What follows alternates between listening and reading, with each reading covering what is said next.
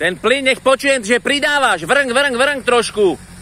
Trošku si pridávaj s tým plynom, nech počujem, že ho máš pod kontrolou.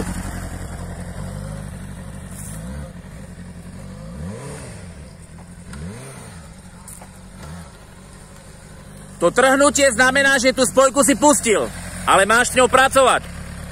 Nechcem počuť podotáčky motor, poď. Pracuj so spojkou a s plynom, počúvaj ten zvuk, nalaď si nejaký tón, nejaký zvuk nejaký nalaď. A so spojkou to rieš.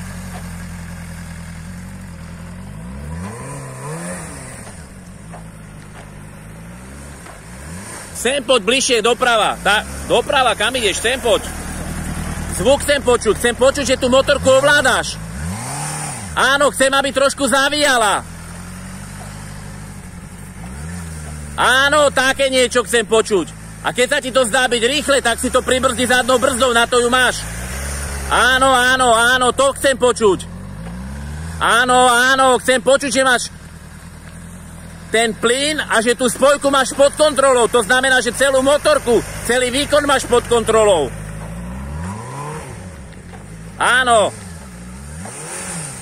Dobre. Už dáš do toho len takú chotam. To už je veľa, ale dobre. Poď.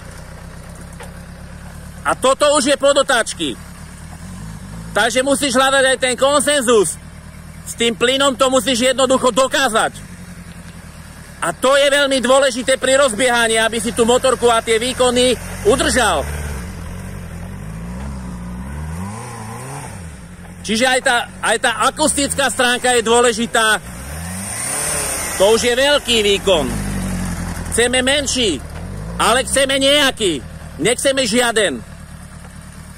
Lebo ináč tá spojka ani celkom nevycítiš tú spojku, tú funkciu, to preklzovanie. Čiže miernejší plyn a učím sa citlivosť. A tú svoju myseľ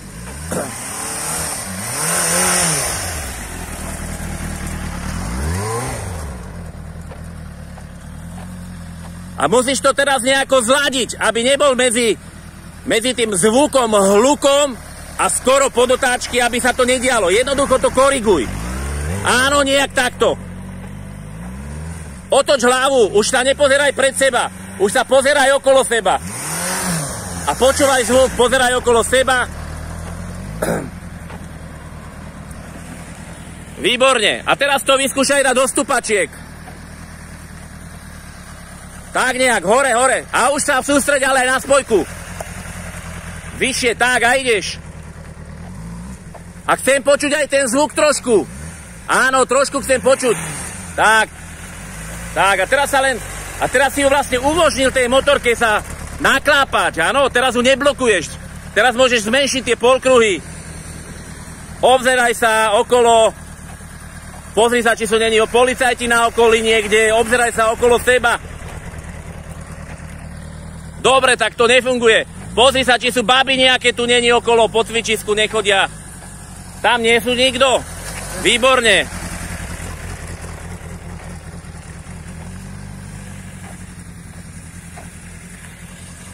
Vidíš to, ide to. A teraz si to kľudne si sadni a vyskúšaj si s tým.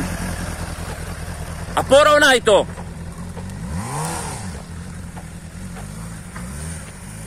Dobre. V podstate ten rozdiel vidíš, zrazu robíš tie polkruhy väčšie. Čiže problém je v tom, že ty blokuješ motorku. Keď sa postavíš, tak jej to vlastne, ona si oddychne. Ale nie z hmotnosti.